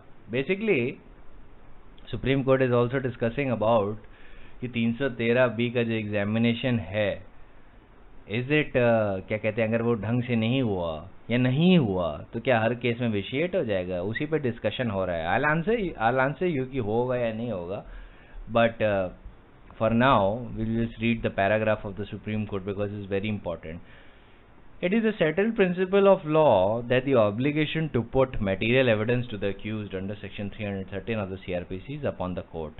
One of the main objects of recording the statement under this provision is to give the opportunity to the accused to explain the circumstances appearing against him as well as to put forward his defense, if the accused so desires. But once he does not avail this opportunity, the consequences in law must follow. मतलब inference, including the adverse inference, can happen.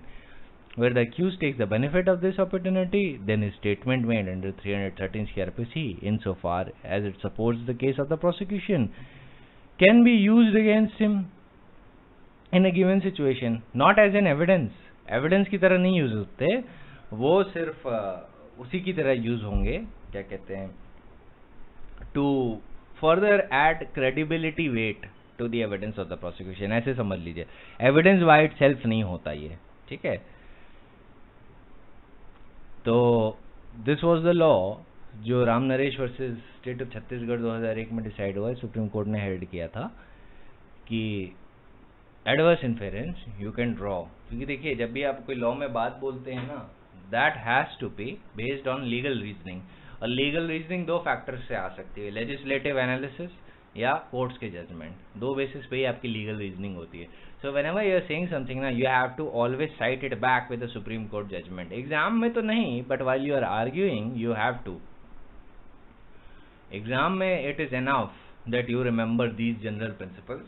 ये सारे principles जो हैं, अगर आप पूरा चीज पढ़ोगे 313 को लेके, the study notes I am providing, आप उसको एक एक बुलेट पॉइंट में रिड्यूस कर सकते हैं और टोटल आपके 12 से 13 बुलेट पॉइंट्स बनेंगे इससे. That's it.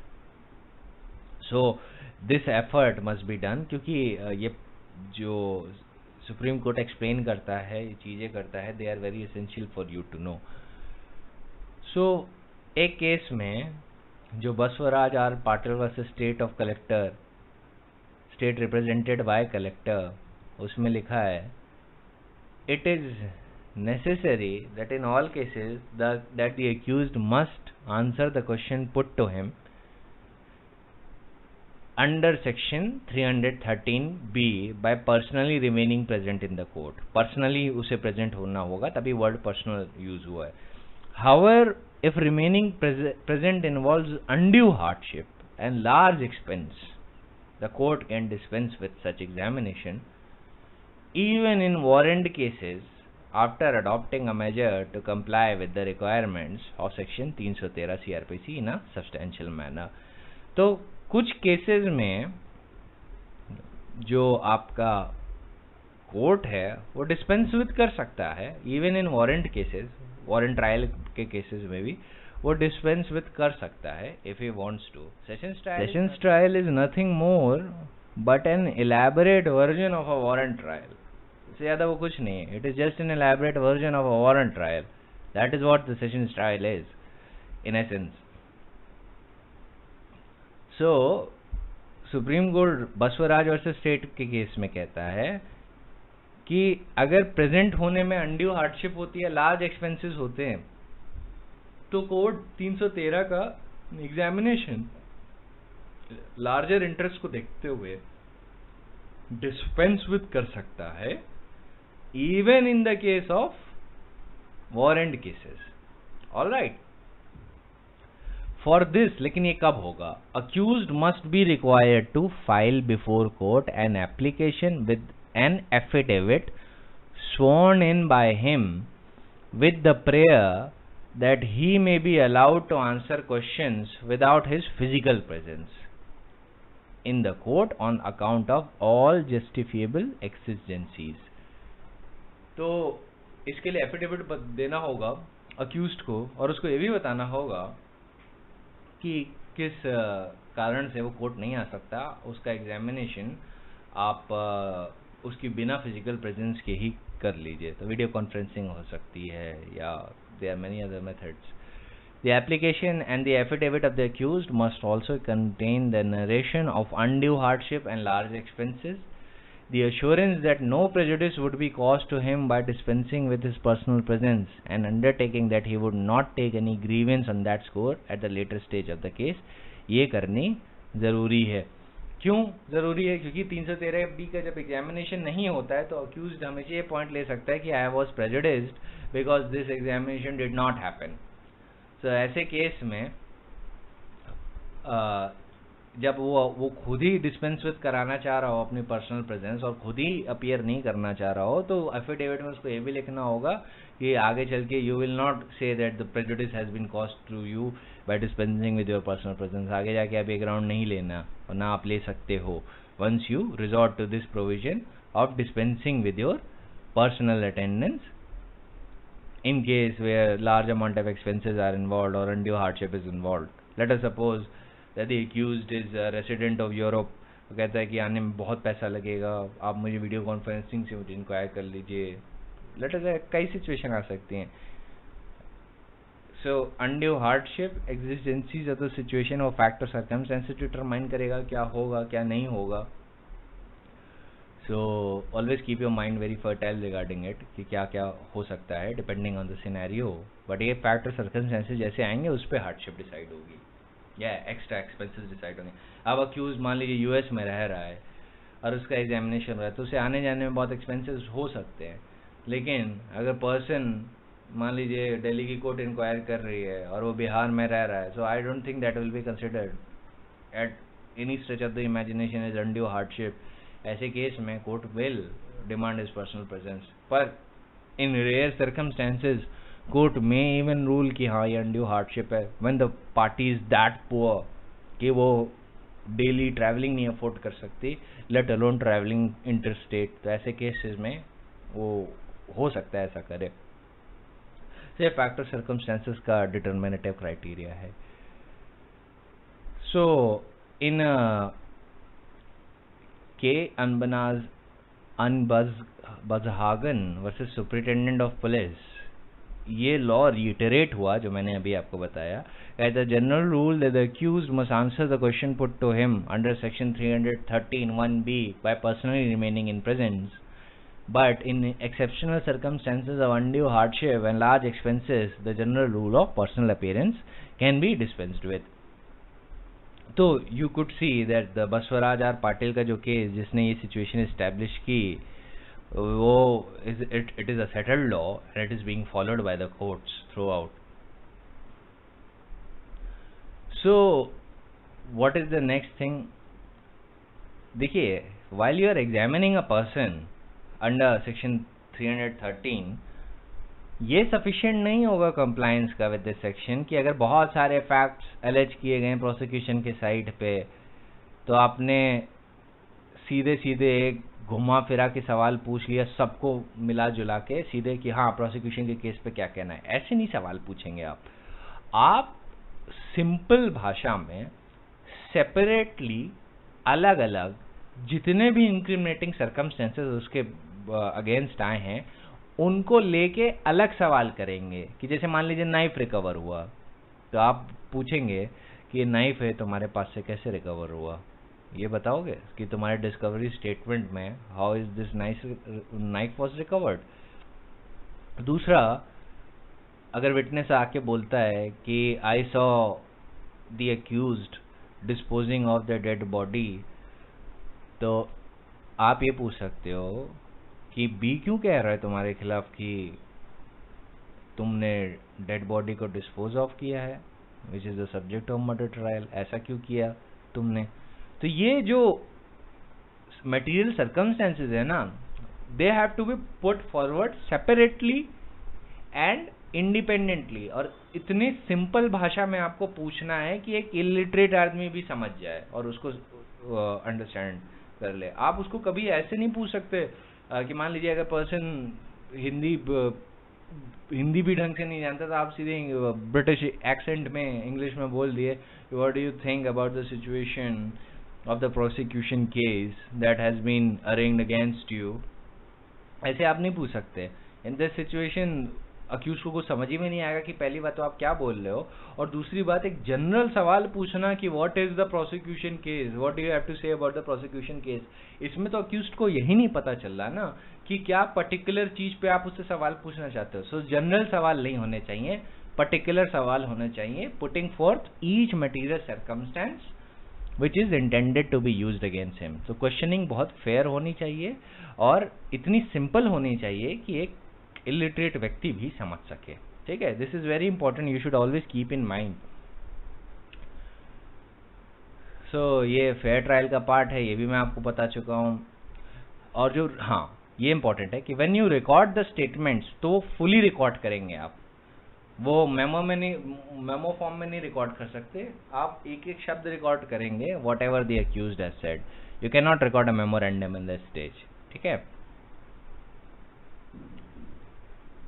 तो मधु वर्सेस स्टेट ऑफ कर्नाटका भी वही पोजीशन रिटरेट करता है कि 313 का जो एग्जामिनेशन है वो बहुत ज़्यादा वेट तब अक्वायर कर लेता है जब केस सर्कमस्टेंशियल एविडेंस पे बेस्ड है और लास्ट सीन थ्योरी पे। ये सब एविडेंस के मैटर है। If you have read evidence in your college already तो I think you might be knowing a bit about what is the circumstantial evidence. अगर नहीं आता तो जब एविडेंस की क्लास होगी it will be explain to you in sufficient detail.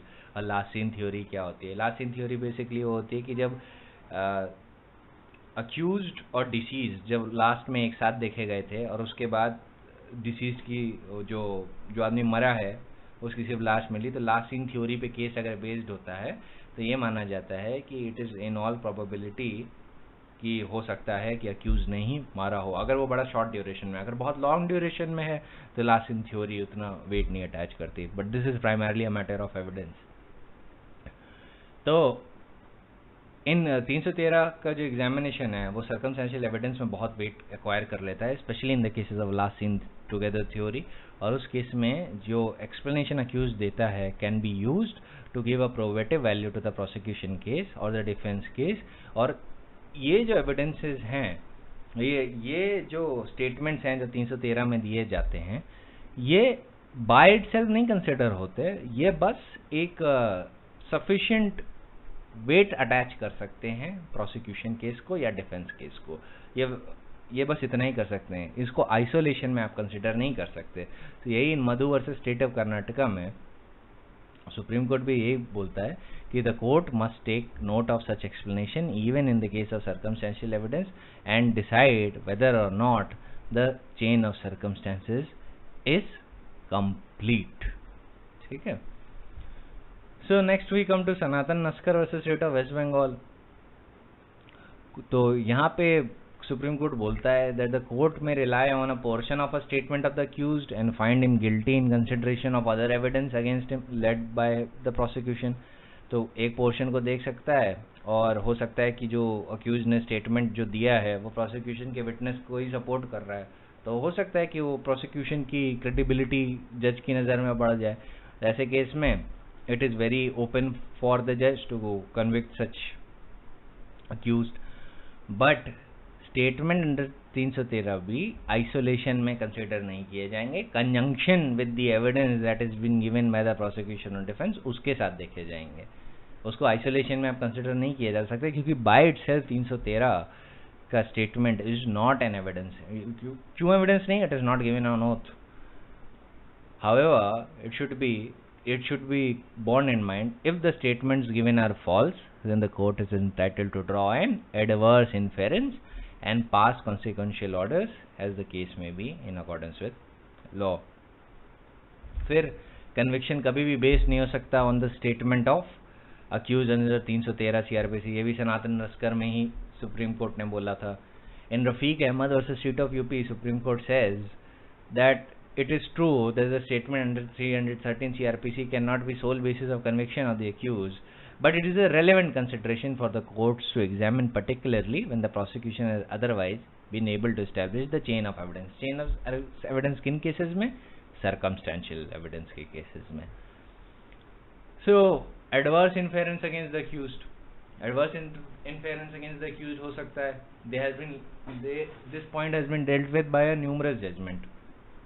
तो आप इतने सारे जजमेंट्स को सुनने के बाद क्या पोजीशन पे आते हैं कि पहली बात तो कोर्ट को एक प्रॉपर एग्जामिनेशन करना है, अक्यूज को पर्सनली एक्सप्लेन करना है accept in the situation of undue hardship. Alright. और ये ओथ पे नहीं हो सकता, ये एविडेंस नहीं हो सकता. It should have been done after the closing of prosecution case. By itself it is not a evidence and hence can not be the sole basis of conviction. फिर पॉइंट क्या आता है कि इसका लेटर एंड स्पिरिट में follow होना चाहिए by putting all material circumstances which are incriminating against the accused, not just mechanically following it.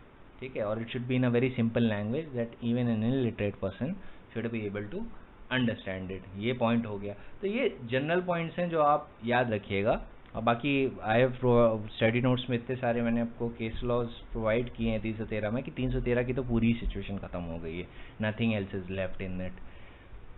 तो एडवर्स इन्फेरेंस बन सकता है by his refusal to answer. ये ज़रूर याद रखिएगा. False denial made by the accused और वो एस्टैब्लिश्ड फैक्ट्स से हो गया तो उसको भी इंक्रिमिनेटिंग सर्कमस्टेंस कोड बना सकता है सर्कमस्टेंशियल एविडेंस पे अगर केस बेस्ड है तो, because it is a link in the chain of circumstances. और adverse inference in by the statement under 313 can be taken against the accused only, accused के खिलाफ ही लिए जा सकते हैं। आप ये नहीं कि अक्यूज्ड के स्टेटमेंट के बेसिस पे आपने प्रोसिक्यूशन के विटनेसेस के खिलाफ एडवर्स इन्फेरेंस ले लिया। आप एडवर्स इन्फेरेंस अगर 114 में लेंगे after the on the weight of the examination of 313 of the CRPC, तो आप अक्यूज्ड के खिलाफ ही ले सकते हैं, चाहे एडवर्स इन्फेरेंस हो या कोई भी इन्फेरेंस हो, in accordance with your judicial discretion. So an adverse inference can be taken against the accused only and only if the incriminating materials stood fully established. पहली बात, incriminating material fully established हो जाने चाहिए, and the accused is not able to furnish any explanation for the same. अगर मान लीजिए accused जवाब ही नहीं दे पा रहा है कि भाई ये तुम्हारे पास चाकू कहाँ से बरामद हुआ, let us suppose, ऐसे केस में accused को जवाब नहीं दे पा रहा है या कहता है मैं जवाब नहीं दूंगा, so in this situation you can draw an adverse inference कि हो सकता है इसका involvement हो। All right.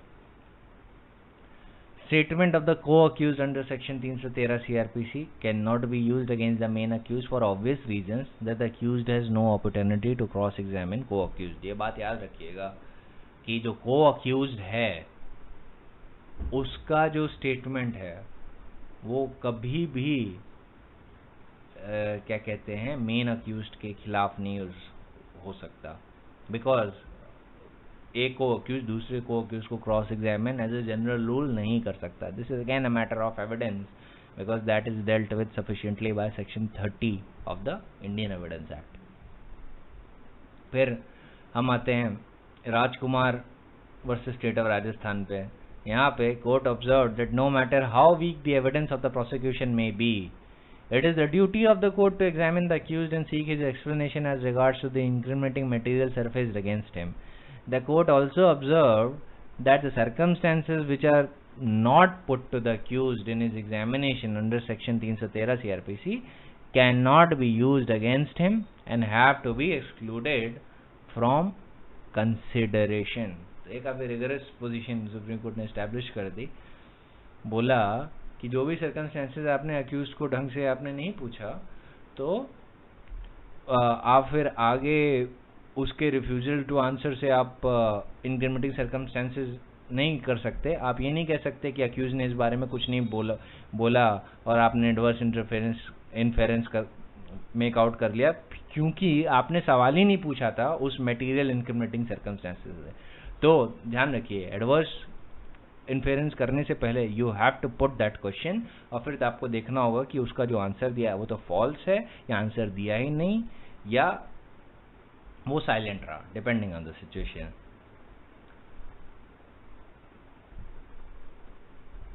देखिए, और क्यों ये होता है, क्योंकि इवेसिव आंसर हो या अनट्रस्टवर्दी आंसर अगर दिए जाते हैं ना, तो दीज आर द फैक्ट्स जो माना जा सकता है कि वो गिल्टी है, तभी वो सीधे आंसर नहीं कर रहा।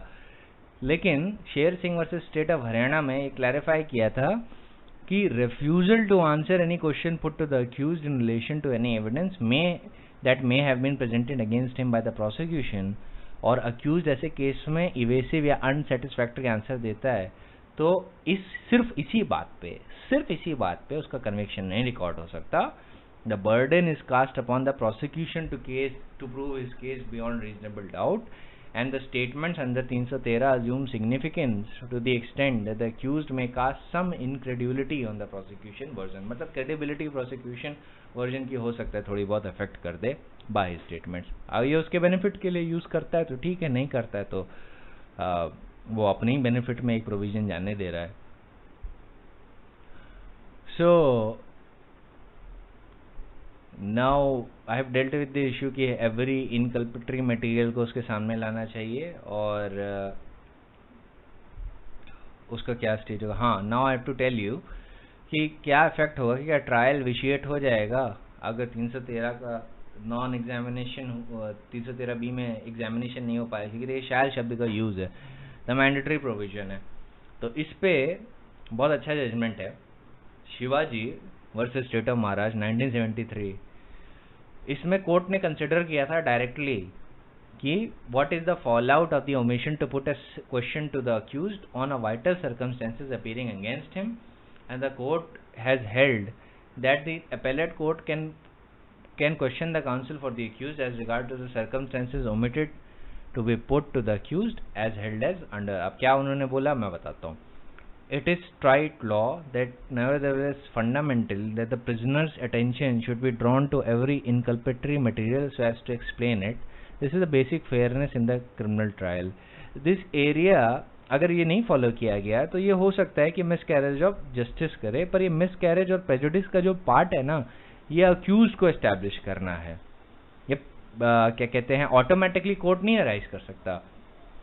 तो ऐसे केस में वेयर ओमिशन ऑकर हो गया है to examine a person under 313B, it does not ipso facto, मतलब बाय इटसेल्फ वो प्रोसीडिंग्स नहीं विशिएट करेगा. एंड प्रेजुडिस जो ओकेजन होती है by such defects must be established by the accused कि आप चलो नहीं हो पाए एग्जामिनेशन पर, आप ये बताओ कि आप प्रेजुडिस कैसे हो गए. That has to be established by the accused. तो इप्सो फैक्टो नहीं होगा. तभी मैंने आपको हमेशा समझाया कि जो प्रेजुडिस और मिसकैरेज ऑफ जस्टिस है, when you read 313B with 465, the first question you have to ask whether the accused has been prejudiced and it has led to miscarriage of justice. ये आपको कंसिडर करना है और तभी आपको answer आ पाएगा कि क्या, और ये फैक्ट्स के थ्रू एस्टैब्लिश होगा कि क्या अक्यूज्ड कि सच में प्रेजुडिस हो गया और मिसकैरेज जस्टिस हुआ तो प्रोसीडिंग विशिएट कर जाएगी. बट सिर्फ 313B का एग्जामिनेशन नहीं हुआ तो क्या इसी बात पे विशिएट कर जाएंगे? तो answer is by itself no, unless the prejudice and miscarriage of justice has been established. So the court said कि where omission has occurred, it does not ipso facto vitiate the proceeding, and the prejudice occasioned by such defect must be established by the accused. In the event of evidentiary material not being put to the accused must ordinarily eschew from such material from consideration. कि अगर evidentiary material नहीं उसके सामने रखा गया तो court ordinarily चाहे तो वैसा मटेरियल कंसिडर ही ना करे जो जिसको लेके अक्यूज से सवाल नहीं पूछा गया. अपेलेट कोर्ट ऐसी सिचुएशन में क्या कर सकता है? प्रेजुडिस का ग्राउंड तो आप अपेलेट कोर्ट में ही लोगे कि it is open to the appellate court to call upon the counsel for the accused to show what explanation accused has as regards to the circumstances established against him but not put to him, and if the accused is unable to offer the appellate court any plausible or reasonable explanation of such circumstances, the court may assume that no acceptable answer exists, and that if the accused has been questioned at the proper time in the trial, he would have not been able to furnish any good ground to get out of the circumstances on which the trial court had relied for conviction. In such a case, court proceeds on the footing that though a grave irregularity has occurred as regards to the compliance with section 313 of the CRPC, the omission has not been shown to have caused prejudice to the accused. इसी view को reiterate किया state of Delhi administration versus Dharampal में 2001 में decide हुआ ये कि it is seen that where an omission to bring the attention of the accused to an inculpatory material has occurred that does not ipso facto vitiate the proceeding. The accused must show that the failure of justice was occasioned by such omission. Further, in the event of inculpatory material not being put to the accused, the appellate court can always make good the lapse by calling upon the counsel for the accused to show what explanation the accused has as regards to the incriminating circumstances established against the accused but not put to him. मतलब जो भी examination आपका नहीं हुआ तो appellate court पूछ सकता है, अच्छा ये बताइए कि आपके पास क्या एक्सप्लेनेशन है इन सर्कमस्टेंसेस को लेके, और अगर वो वहीं पे वो एक्सप्लेन नहीं कर पाए तो कोर्ट समझ जाएगा कि आपके पास कोई एक्सप्लेनेशन ही नहीं है, आप टेक्निकल ग्राउंड पे प्रोसीडिंग विशिएट करवाना चाह रहे हो, तो कोर्ट सीधे उसको फेटल एरर नहीं मानेगा and it will not consider it as a case of miscarriage of justice और prejudice to the accused. So in Gyanchand versus state of Haryana में क्या सुप्रीम कोर्ट ने हेल्ड किया था कि the non compliance of the provision of 313 CRPC की plea ली गई थी इस केस में, and it was taken for the first time before the supreme court. ना ट्रायल कोर्ट में ली, क्या कहते हैं, अपीलेट कोर्ट में नहीं ली गई, सीधे सुप्रीम कोर्ट में उन्होंने पहली बार ही प्ली ली. But there was no material showing as to what prejudice has been caused to the accused. Plea तो ले ली प्रेजुडिस की, पर कोई मटेरियल नहीं दिखा पाया कि प्रेजुडिस हुई कैसे. The court held in this case again that the trial was not vitiated for non-compliance of the provision of 313 CRPC. ये जो non-compliance वाला provision है ना, it is very important from the point of view, क्योंकि non-compliance को लेके ही सारा इसमें dispute रहता है कि क्या 313B का एग्जामिनेशन नहीं हुआ तो विशिएट हो जाएगा ऑटोमेटिकली. तो जनरल रूल क्या है? जनरल रूल आप बोलोगे कि ऑटोमेटिक विशिएशन ऑफ ट्रायल नहीं होगा, you have to see whether the accused is prejudice or not. और आपको ये हमेशा पहले मेंशन करना है, it is a very mandatory provision and the जज has caused a serious irregularity when not resorting to the provision of section 313 subsection section 313 clause B. So you have to be very sure that when you write the answer, you are writing the general rule first and then you are talking about कि ये जो irregularity हुई है ये curable हो सकती है तब जब प्रेजुडिस नहीं हुआ है, लेकिन जब अगर प्रेजुडिस फैक्ट्स पे आ गया तो क्योरेबल नहीं होगी. ये डिपेंड्स ऑन द फैक्ट और सर्कमस्टेंसेस ऑफ द केस. ये ऑटोमेटिकली कुछ नहीं होगा इसमें. ऑटोमेटिकली कुछ प्रोविजन है जिसमें हो जाता है. Well late us suppose the lawyer has not been provided to the sessions judge in the sessions trial. The lawyer has not been provided to the accused. In those situation, Sukhdas was Union Territory of Arunachal Pradesh का judgment था जिसने बोला था I provided you that earlier during investigation में बता रहा था, I think या arrest के दौरान बता रहा होगा. So in those situation trial was held to be vitiated. Supreme Court ने बोल दिया था कि अगर नहीं lawyer दिया गया तो it can be vitiated. पर 313B की जो situation है इसमें automatic vitiation नहीं होता. Generally जो general rule है automatic vitiation proceeding का होता ही नहीं है unless and until prejudice या miscarriage of justice हो. ये throughout मैं बताता रहा हूँ. This is the general rule. So अब ये याद रखिएगा, it is a mandatory provision 313B and the court has caused a serious irregularity but not following this mandatory provision. Even then, if the prejudice has not been occurred to the accused, then the proceeding shall not vitiate. और अगर मान लीजिए plea of prejudice accused लेता है तो appellate court उसके counsel को बुला के सुन सकता है कि क्या explanation है आपके पास उन incriminating circumstances को लेके. अगर वो incriminating circumstances appellate court को बताता है और appellate court को लगता है कि जो explanation उस incriminating circumstances पे accused दे रहा है वो बड़ी valid है, तो in those situation it is always open to the appellate court to vitiate the proceedings. लेकिन जब देखता है कि plea of prejudice तो ले ली है for non examination 313B, पर ये नहीं दिखा पा रहे हैं कि भाई किस ग्राउंड पे किस कारण पे वो प्रेजुडिस्ड हो पा रहे हैं या कोई आंसर ही नहीं दे पा रहे हैं इंक्रिमिनेटिंग सर्कमस्टेंसेस का, या फिर आंसर ही नहीं कर रहे हैं अपीलेट कोर्ट को भी, तो उस सिचुएशन में कोर्ट बोलेगा कि कोई प्रेजुडिस आपको नहीं हुई है, you are just trying to vitiate proceedings on a technical point which is not allowed. ये प्रोसीजरल लॉ का पर्पस नहीं है. So what will you read 313B with section 465 of the CRPC yet again. So Dhyanchand हो गया था.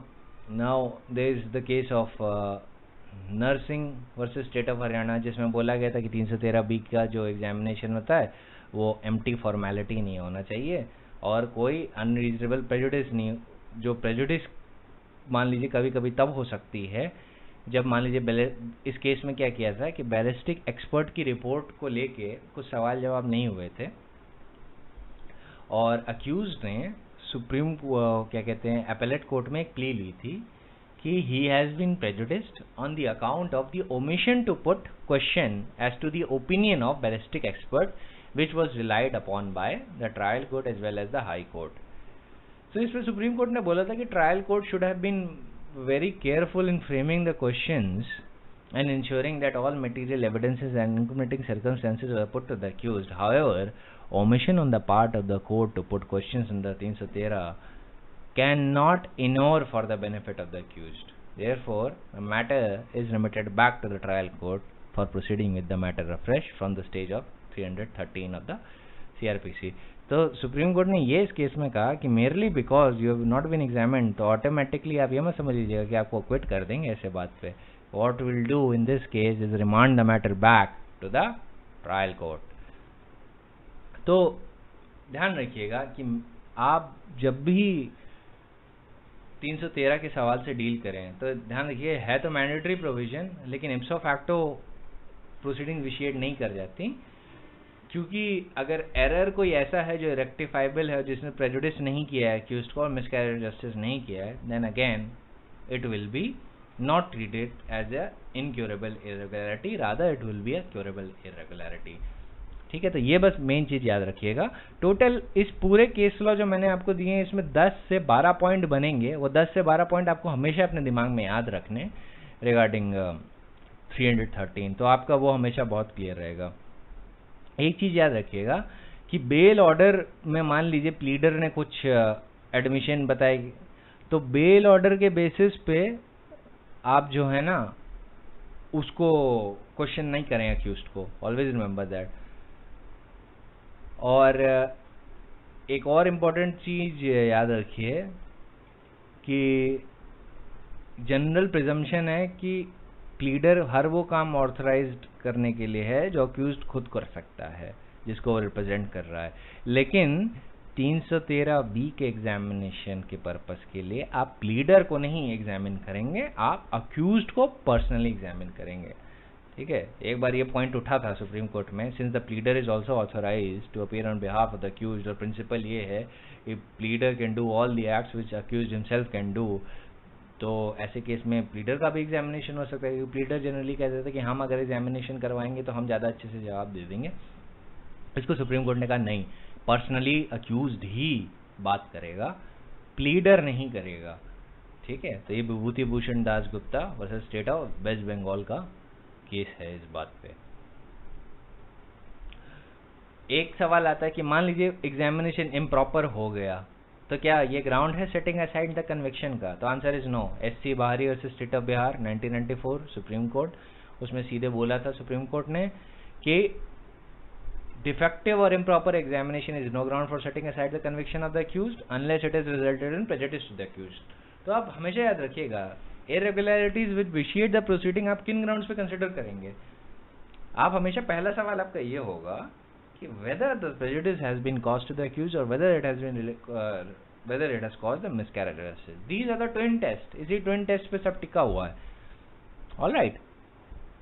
So basically ये सारी main position है जो आपके उससे डील करती है एग्जामिनेशन ऑफ द अक्यूज्ड को. तो ये कौन सी स्टेज के बाद होगा? ये सेशंस ट्रायल में after the stage of section 231 of the CRPC होगा. तभी मैं सीधे 313 पे आया हूँ. देखिए CRPC is not very direct, वो सीधे नहीं चल रही है, वो इंटरलिंक करी, कभी इधर जा रही है कभी उधर जा रही है. तो आपको भी ऐसे ही समझना होगा कि प्रैक्टिकली चीजें कैसे चल रही हैं. ऑलराइट, तो ये प्रैक्टिकली चीजें जब भी आप अपना आंसर लिखेंगे and you are able to mention all these things, तो आपको हमेशा ज्यादा नंबर अवॉर्ड होंगे, बिकॉज एग्जामिनर यही समझेगा कि you have practically understood this topic, और आपको पूरा पता है कि इस स्टेज के बाद क्या होता है, और आपने सिर्फ एक चैप्टर वाइज चीजें नहीं पढ़ी हैं. तभी मैंने आपको सेशन, जब मैंने CRPC स्टार्ट की थी, मैंने आपको बोला था CRPC कभी 1 से 484 नहीं पढ़ी जाती है. CRPC को अगर समझना है so you have to follow it the way it is meant to be followed, मतलब प्रैक्टिकली कैसे चलती है. ऑलराइट, अब एक और सवाल से मैं आपके डील कर लेता हूँ कि अगर मान लीजिए 313 में तो वो अक्यूज पर्सनली क्या कहते हैं वो हो रहा है, एक्सप्लेनेशन देता है, लेकिन क्या अक्यूज अपने ही केस में विटनेस बन सकता है? तो आंसर है हाँ, ही कैन डू दैट, बट वो 313 के थ्रू नहीं होता, वो 315 के थ्रू होता है. ऐसे केस में अंडर सेक्शन 315 कहता है any person accused of an offence before criminal court shall be a competent witness for defence, but अपनी साइड से आ सकता है and may give evidence on oath and disprove of charges made against him. तो 315 में अगर वो चाहे तो अपने ही केस में विटनेस बन के आ सकता है from the defence side. Obviously वो डिफेंस साइड से ही आएगा in disprove of the charges of the prosecution, और ये ओथ पे होता है. 315 का एग्जामिनेशन ओथ पे होता है, पर 313 का आपने देखा ओथ पे नहीं होता है. But this is on oath, provided that ये कब होगा? अपनी राइटिंग में रिक्वेस्ट देनी होगी, और दूसरा अगर वो मान लीजिए कोई एविडेंस नहीं दे पाता या जवाब नहीं दे पाता, तो it shall not be made subject to a comment by the parties of the court or give rise to any presumption. अब इसमें adverse inference possible नहीं है, ना give rise to any presumption against himself or any persons charged together against at the trial. 313 में तो adverse inference possible था, और 315 कहता है failure to give evidence shall not be made subject to any comment by the parties or the court or give rise to any presumptions against himself or any person charged together with him at the same trial. तो यही चीज आपके witness in the situation जब criminal proceeding section 107, 108, 109, 98 या 110 में हो रही हो, जो बॉन्ड फॉर गुड बिहेवियर की लेके प्रोसीडिंग होती है, तो उसमें भी अपने फेवर में आ सकता है. तो बेसिकली याद रखिए 315 में जब वो विटनेस बन के आता है तो अपनी राइटिंग में आना होगा, और ये ओथ पे होता है. अगर ये पाया गया कि ये झूठ बोला था तो ओथ पे क्योंकि एग्जामिनेशन हो रहा है, then he can be prosecuted for perjury. पर 313 का एग्जामिनेशन क्योंकि ओथ पे नहीं होता है, he can not be prosecuted for perjury in that. ठीक है, तो 315 में एक्सेप्शनल सिचुएशन है, जनरली अक्यूज नहीं आते हैं, लेकिन अगर चाहे तो अक्यूज्ड भी as a witness in his own case आ सकता है, provided he should not lie, क्योंकि यहाँ पे ओथ पे एग्जामिनेशन हो रहा है. लेकिन मान लीजिए कटघरे में आके वो जवाब नहीं दे पा रहा या कुछ बोल नहीं पा रहा, late us suppose he can not give any evidence when he comes before the court, तो ऐसे केस में वो he shall not be made subject to any comment by the parties or the court. ना court comment करेगा, ना parties comment करेंगे, ना कोई प्रिजम्पशन अराइज होगा जो उसके खिलाफ अराइज हो सकता है, या any person charge together with him at the same trial. ध्यान रखिएगा ये सिचुएशन 313 में नहीं है. 313 में हालांकि ओथ पे एग्जामिनेशन नहीं होता है, but you can not be prosecuted for perjury there. But अगर आपने रिफ्यूजल टू आंसर किया या आंसर कर नहीं पाए या कोई सेटिस्फैक्ट्री एक्सप्लेनेशन नहीं दी, तो एडवर्स इन्फेरेंस राइज कर सकता है under 313, but not in the case of 315. तो ये डिफरेंस याद रखिएगा. ये एक सिचुएशन है जो I thought would be very interesting for all of you people, ये आ सकती है. तभी सीआरपीसी को ध्यान में रखिएगा, कभी भी 1 to 484 नहीं पढ़िएगा, 1 to 3 4 ऐसे नहीं पढ़ा जाता. CRPC is always understood in accordance with the how it's done. Practically आप जैसे समझेंगे तो आपको हमेशा याद रहेगा, आप कभी गलत नहीं हो पाएंगे. लेकिन अगर 1 to 484 पढ़ेंगे तो फिर क्योंकि आपको प्रैक्टिकली नहीं पता है, एकेडमिकली पता है, तो आपको हमेशा बहुत ज़्यादा प्रॉब्लम होगी CRPC के कंसेप्ट समझने में. तभी मैं आपको प्रैक्टिकली समझा रहा हूँ. जैसे होता है कि कभी आप कोर्ट रूम में जाएंगे तो आपको लगेगा कि ये सारी चीज़ें ही बताई हुई हैं आपको, तो आपको कभी कुछ नया नहीं लगेगा वहाँ पे. लेकिन जो लोग 1 to 484 पढ़ते हैं तो उनको बड़ा कन्फ्यूजन होता है कि यार ये स्टेज ऐसे कैसे आ गई, अभी कैसे आ गई, अब 231 के बाद तो सीधे 232 आना चाहिए था, ये 313 कहाँ से आ गया, ये क्यों हो रहा है. फिर आर्ग्यूमेंट के साइन पे 314 में कंसाइज ओरल आर्ग्यूमेंट या कंसाइज रिटन आर्ग्यूमेंट क्यों देने हैं, एसेट्रा एसेट्रा, ये सिचुएशन आ सकती है. तो ये मैं आपको प्रैक्टिकली एक्सप्लेन करता चलूँगा कि क्या क्या ट्रायल में सिचुएशन आ सकती हैं. यही चीज़ मैं वारंट ट्रायल में भी, वारंट ट्रायल में ज़्यादा आपको एक्सप्लेन ना करना पड़े, इसीलिए सेशंस ट्रायल में इतना टाइम लग रहा है, क्योंकि सेम कंसेप्ट वहाँ पे भी फॉल करेगा. एक बार मैं आपको यहाँ समझा दूंगा तो वारंट ट्रायल में मुझे बस आपको सेक्शन नंबर बताना है कि ये देखिए यही चीज़ यहाँ पे भी आ जाएगी. तो it will be very easy for you to understand that concept. इसीलिए यहाँ पे थोड़ा सेशंस ट्रायल में हम लोग थोड़ा टाइम लेंगे. थोड़ा टाइम क्या है, 1-2 दिन और लगेंगे. आई थिंक 1 दिन और लगेगा और फिर सेशंस ट्रायल खत्म. तो उसके बाद ये सारी जब चीजें हो जाती हैं तो सेशंस जज will come on what, acquittal. If after taking evidence of the prosecution and examining the accused and hearing the prosecution and the defense on the point, the judge considers there is no evidence that the accused committed the offence, the judge shall record the order of acquittal. अगर कोई evidence ही नहीं मिल रहा है accused के खिलाफ, तो ऐसे case में order of acquittal रिकॉर्ड कर लेगा जज सीधे. देखिए ये यहाँ पे no evidence लिखा है, ये नहीं लिखा है not satisfactory evidence. तो नो एविडेंस का मतलब कि प्राइमा फेसा केस भी नहीं एस्टैब्लिश हो रहा. ऑलराइट, तो इन दिस केस वैसे तो चार्ज फ्रेमिंग के लिए आपको चाहिए था वैसा सेटिस्फैक्शन, लेकिन लेट अस सपोज गलती से चार्ज फ्रेम कर लिया गया, बट अब चार्ज फ्रेम करने के बाद आपको डिस्चार्ज तो कर नहीं सकते, आपको तो कोई टेली होना होगा. और जब प्रोसिक्यूशन अपना एविडेंस लाया तो देखा कि this is a case of no evidence, ना आपके पास विटनेसेस हैं, ना आपके पास मटेरियल हैं, आप ये भी नहीं दिखा पा रहे हैं कि अक्यूज वहाँ पे था या नहीं, और ना ingredients of the offence made out हो पा रहे हैं in particular against the accused. The fact और सर्कमस्टेंसेस को प्राइमरली डिटरमाइन करेंगे। तो इस केस में अक्यूज्ड को अक्विट कर सकता है अंडर सेक्शन 232 सेशन जज। ये बहुत स्पेशल प्रोविजन इसलिए है क्योंकि आपको ये और कहीं किसी भी ट्रायल में नहीं मिलेगा। This is only available to the session जज in the case of elaborate trial. आप जब वारंट ट्रायल में जाएंगे ना, अब देखेंगे मैजिस्ट्रेट के पास ये ऑप्शन है ही नहीं। इसके बाद accused will enter upon defence. He'll enter upon defense. When the accused is not acquitted under section 232, he shall be called upon to enter upon his defense and adduce any evidence as he may have in support thereof. So the accused puts in any written statement. Written statement उस statement को कहते हैं जो अपने defense में वो देता है. The judge shall file it with the record. And if the accused applies for issue of process for compelling the attendance of the witness or production of a document or thing, the judge shall issue such process unless he considers for the reasons to be recorded that such application should be refused on the ground that it is made for the purpose of vexation, delay or defeating the ends of justice. So 233 के subsection 3 की जो application lawyers देते हैं on behalf of the accused for examining the witness or for production of a document, वो तब reject की जा सकती है अगर जज को ये लग गया ये डिले के लिए कर रहे हैं, defeating the ends of justice. पर ध्यान रखिएगा अक्यूज्ड के पास बहुत वैल्यूएबल राइट है स्टेज पे, और 99.99% ऑफ द केसेस में जज ऑर्डिनरली रेफ्यूज नहीं कर सकता, because here is the question of fair trial which flows from Article 21 of the Constitution of India। और अगर जज सिर्फ मैकेनिकली या whimsical या कैप्रिशियस मैनर में ये होल्ड करने लगे कि नहीं ये डिले करने के लिए कर रहा है विदाउट रिकॉर्डिंग एनी रीजंस या without there being any facts, then जज कैन नॉट डू दैट। जज has to comply with the request of the accused to summon these persons और डॉक्यूमेंट्स व्हाटएवर द केस में B.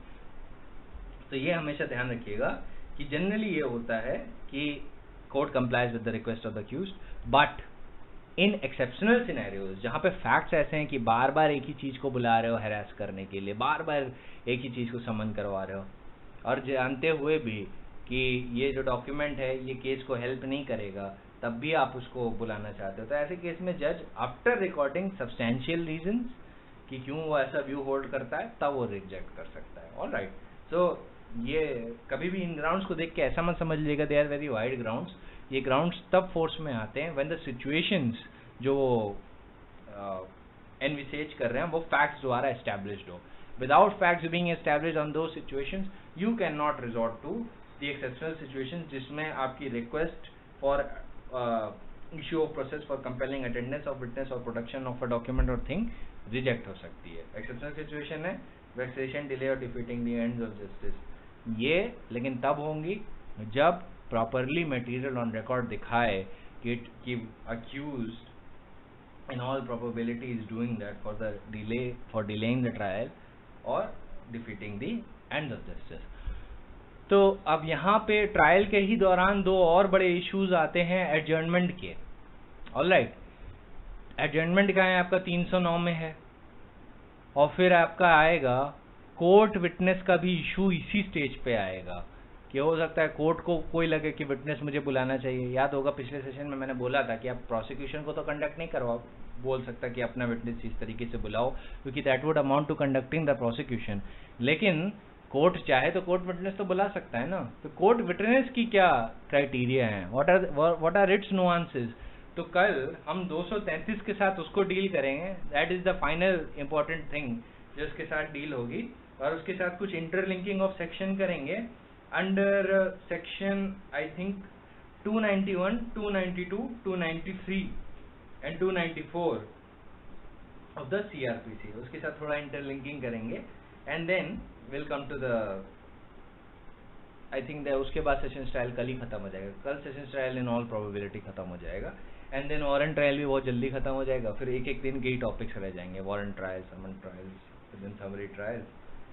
And उसके बाद appeal revision, then inherent power compounding, autrefois acquit, autrefois convict और maintenance. So I think 10-12 ही दिन और बचे हैं इसके लिए and then it will be done. पूरी CRPC खत्म हो जाएगा, अपील और रिवीजन इंक्लूडिंग।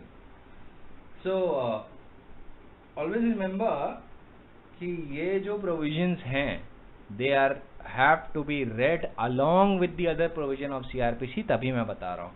ध्यान रखिएगा, evidence will be taken in the presence of the accused under what 273, उसका रिकॉर्ड कैसे रिकॉर्ड होगा वो याद रखिएगा, 276, 277, 278, फिर उसका ट्रांसलेशन कैसे होगा वो याद रखिएगा, और डिमेनेयर का जो रिमार्क्स होगा वो अंडर सेक्शन 280 कैसे होगा वो सब याद रखिएगा. This has to be very important कि ये सब आप अपने दिमाग में रखें, जिससे you have very holistic view of the CrPC.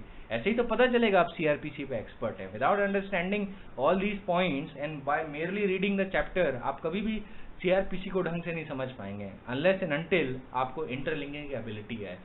So always focus on this point कि you need to learn how to interlink these provisions with the provisions that overlap. The session trial के provisions से जो provision overlap करेंगे, I'll deal with every single one of them. Warrant trial में भी वो ऐसे ही आते हैं. So यहाँ पे अगर nuances deal कर लेंगे तो warrant trial आसान हो जाएगा. All right. So आज के लिए इतना ही. These study notes regarding this has been provided on the website. I think I'll provide you the study notes with section 311 and 309 regarding adjournment as well. पर चूंकि ये मैं कल डील करूँगा, आज ज़्यादा उसका डील नहीं किया. एडजर्नमेंट ज़्यादातर अक्यूज्ड क्लेम करते हैं, प्रोसिक्यूशन भी क्लेम करता है, तो उसके क्या नुआंसेस हैं वो भी मैं कल डील करूँगा. Tomorrow will deal with the entering upon defence, adjournment, section 311 और एलाइड प्रोविजंस जो एंटरिंग अपॉन डिफेंस के साथ आ सकते हैं. ऑल राइट, जो सेशंस ट्रायल के दौरान ही आते हैं. So that's it for today.